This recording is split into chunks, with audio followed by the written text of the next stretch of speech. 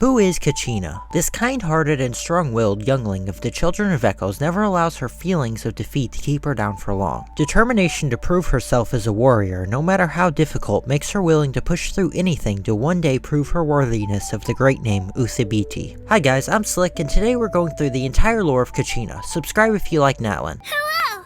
I'm Kachina, a member of the Children of Echoes. I adore green fruits and would love to become more strong. Even though I'm still not much of a fighter. I should probably save all that for later, right? Then, are you hoping to go somewhere? I'm pretty familiar with these parts, so I can show you the way! Like the other younglings of her tribe, the Children of Echoes, Kachina grew up with the folklore and heroic stories passed down by her tribal elders. Born with a great sense of adventure, growing up, it didn't take her long to learn her way around the mountains surrounding her tribe's land. She quickly developed a great instinct and skill for searching out and finding treasure and minerals buried beneath the ground. In her downtime, she'd often go to nearby music studios with her friends and dance. But growing up in the mountains of Natlan was a tough environment at times.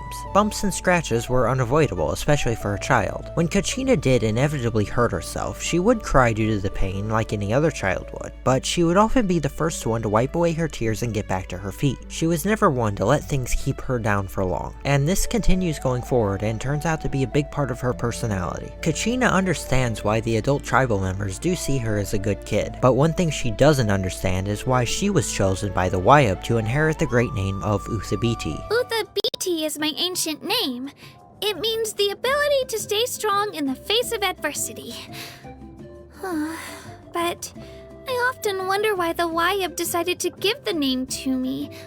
I'm so weak, and whether at home or among the tribe, few people even know of me. With so many strong and cool people around me, am I really worthy of the name? An ancient poem tied to the great name goes as follows, and this will be important later in the story. The one that dares stand as firm as a mountain, their bones like battlements, and hold the sun's gaze, it is they that shall be given unto eternity. Fear itself should instead fear me, for my body is like a roaring blaze, destined to melt down all that is mean and lowly, and then cast it once more as an epitaph. Breaking down this poem, it describes in a sense a determined warrior, capable of anything as long as they don't give up. Kachina has yet to figure out what the poem means or how it relates to her in any way. She only sees herself as an ordinary child who wants to be important enough to live up to her name and prove herself as worthy. Being granted the honor of having a great name does give her determination. No matter how many times her attempts at the pilgrimage of the return of the sacred flame don't end well for her, she keeps going. Even through being ostracized by her peers, her own feelings of disappointment and sometimes overwhelming negativity get her down, young Kachina is more determined than anyone to never give up. Besides the required applicant form for the pilgrimage of the return of the sacred flame pre-registration form that has a lot to say, there's a second optional page that the candidates can fill out. It asks about hobbies, personal experiences, and other things like that. Originally, it was used by the promotional team to create materials to hype up participants, but after a while, practically everyone knew all the info about the best contestants. This made the second form kind of irrelevant and unnecessary, and over time, nobody took it seriously. All except for Kachina, who would carefully fill out the second form and every answer on it each time. The first question on the form is about hobbies. One of Kachina's favorite hobbies is dancing. Every member of the Children of Echoes knew about dancing, so much so that it became a stereotype for their tribe. Among her tribe members, Kachina has been a gifted dancer from a young age. Her other favorite hobby, which she honestly feels a bit embarrassed about, is digging. Her absolute favorite thing to do is to dig around tunnels and dig up minerals, but she feels like including this one on the form makes it look like she lacks a personality. This is the first gem I found. It's such a pretty shade of green, don't you think? It was originally one half of a pear, but I gave the other one to Moalani. Look, the pattern on it looks just like flowing water. Oh, and this one too. It might look black at first glance, but put it under the sun and you'll see a rainbow of color. I built this collection one stone at a time. The next question on the form is about the people closest to you. Kachina writes the names of her parents, as well as Io. Io is her Tepetlosaurus companion, the one who is always by her side. During her digging adventures, Io is always there with her. When she's with her parents, Io is there too. She deeply cares about this companion, and it makes her happy to think about. Though she'd like to add a few more names to the form, being Mualani, Kanich, and Pakao, there's only so much room to write. Whenever Kachina turns in her form, the worker on duty is always so surprised that she fills out the entire form. But she's fine with that, honestly. She wants to do everything that she possibly can to take the pilgrimage seriously. Tepetlosaurs and the children of Echo's tribe have been living together since the time of Kachina's great-great-grandfather. It is custom within the tribe's people to work and live alongside them and to become companions. For the tribe, Saurians are not like livestock who depend on the humans for their livelihood, nor are they like pets. They stand as equals to the people of the tribe. Most bonds between Tepetlosaurs and humans are formed willingly, like Kachina and Io. These Saurians' nests are never too far from the humans' dwellings. It's custom for both the humans and the Saurians to treat each other as neighbors and respectfully treat each other as such. It's not at all unusual for the two species to interact. When Kachina was younger, she'd often run into a young Tepetlosaur at the crossroads on her way to the mines. She'd always say hi to him. After some time, they began to remember and recognize each other in different places around the village. Eventually, they'd not only greet each other, but they'd exchange gifts as well. For Kachina, befriending this Saurian wasn't complicated. She didn't have to worry about proving her worth to him. They simply just felt comfortable hanging out together. One day, the Tepetlosaur followed Kachina home, where it became a family companion. She named him Io, and from then on, young Io showed her loyalty and companionship as any other friend would. Even through Kachina's failures, Io was a true friend to her and never left her side as her other so-called friends would. He simply just stood by her side, friendship never wavering. Io is a very important companion to me. Even though he looks well behaved now, he really loved headbutting people when he was younger. He's super strong, so even I get knocked over sometimes. Not much you can do about it though, because it's just how Tepetlosaurs show their affection. Oof! Io! Stop headbutting me! Alright, I won't say any more. Uthabiti, Kachina's ancient name, carries the meaning of toughness and tenacity. At first, Kachina didn't think she was at all worthy of such an ancient name. After looking at the ancient woven scrolls and learning about the ancient heroes who carried the name before her, she felt even more confused. All of these heroes possessed an incredible amount of power, and their names all have been known for generations. These heroes had maintained their character and strength despite the difficulties they were put through. Through surviving in the harshest conditions, protecting their homelands against the abyss, and facing dangers of war constantly, they never abandoned their responsibilities. Kachina struggled to find this kind of strength within herself. She wasn't nearly as good in battle as the warriors of the Collective of Plenty, and she didn't have near the agility of the riders of the Flowerfeather clan members. She was constantly belittled and degraded by other warriors. She felt a long way from being anything even close to strong. After thinking on it and reaching the conclusion that she wasn't good enough, she was quiet for a while, but she quickly let go of these feelings of sadness.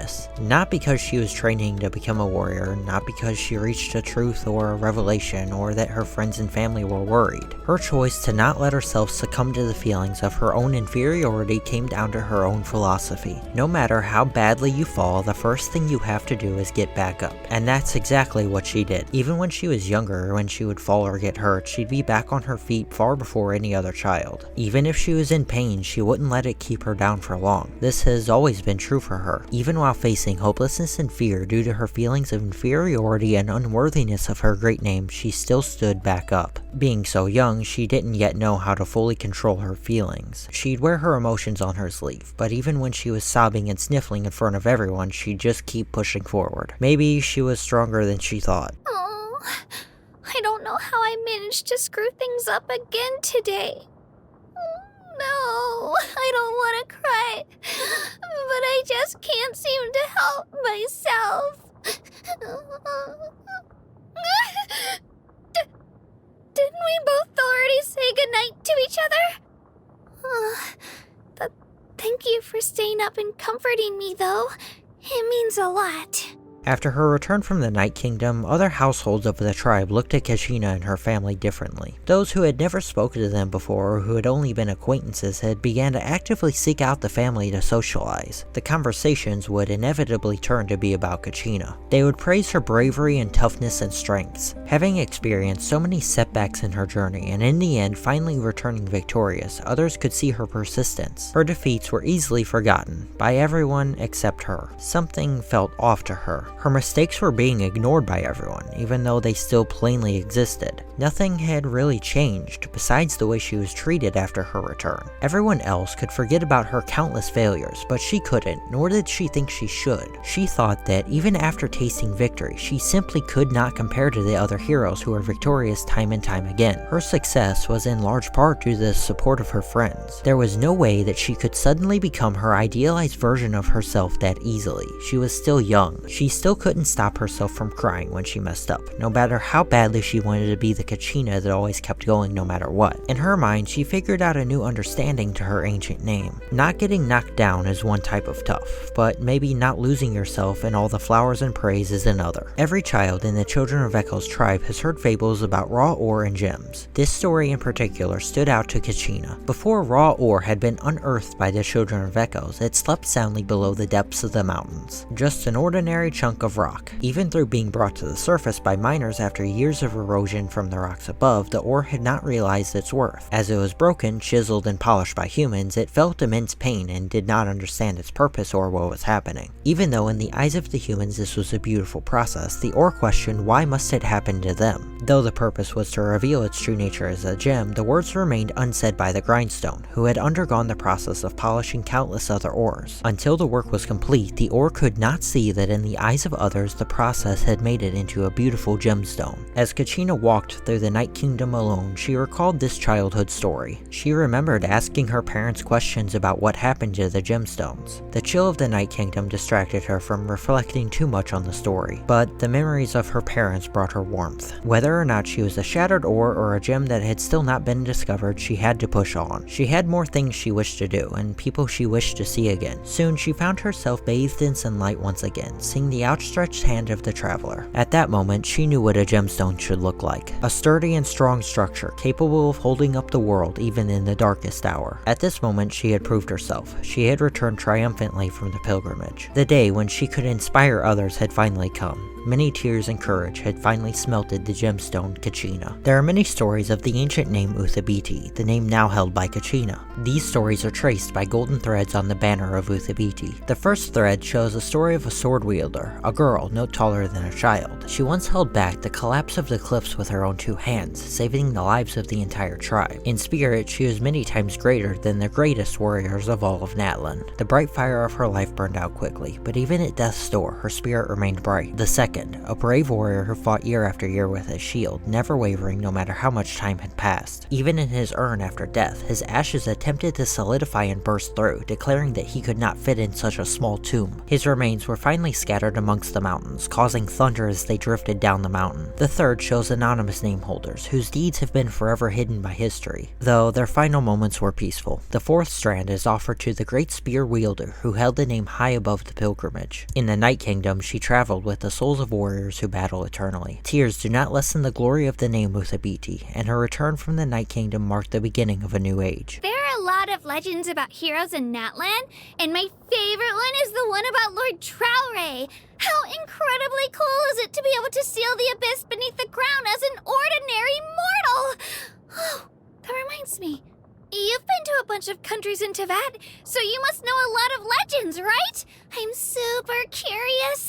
Could you tell me some of them when you can find the time? After Kachina's first pilgrimage of the return of the sacred flame had ended failure, all of her expectations from before had come to nothing. Everyone around her doubted her abilities, and even more painfully, she began to doubt as well, thinking maybe even the Wayab gets it wrong sometimes. It was around this time that she discovered what digging meant to her. She had always loved drilling into the depths of the mountains in search of treasure, but this time she didn't dig with any particular goal. She just bored forward, as though as long as she kept going, the disappointment and sorrow she felt would never be able to bore themselves into her heart, but instead bore into the dirt. Digging made her feel much happier, as if she might turn up with something good rather than just defeat. That failure at the pilgrimage would not be erased, it would forever be a part of her story. The word failure echoed constantly within her head. The people of Natlan say that the Children of Echoes are stubborn, always charging forward. Stopping was never an option in Kachina's mind. Even if above she could never be a towering hero, all she could do was keep moving onward, one step at a time. Kachina didn't yet realize that this persistence was something special in of itself. While digging, she would occasionally dig something interesting up, like how on this day she dug up her vision. Receiving it, she was quite happy, though she had already experienced this feeling before when she received her ancient name. The acknowledgement of an Archon, nor that of the Wyab, meant that she could accomplish some great deed. Tales of young heroes weren't encouraging ones, but dark and gloomy ones instead. But with the initial motivation they need to achieve greatness present, as long as the protagonist keeps moving forward, the future will be bright for them. But in those stories, the characters can never know the ending beforehand. All they can do is keep moving with everything they have. If you've enjoyed, please subscribe and let me know which character you'd like to hear about next.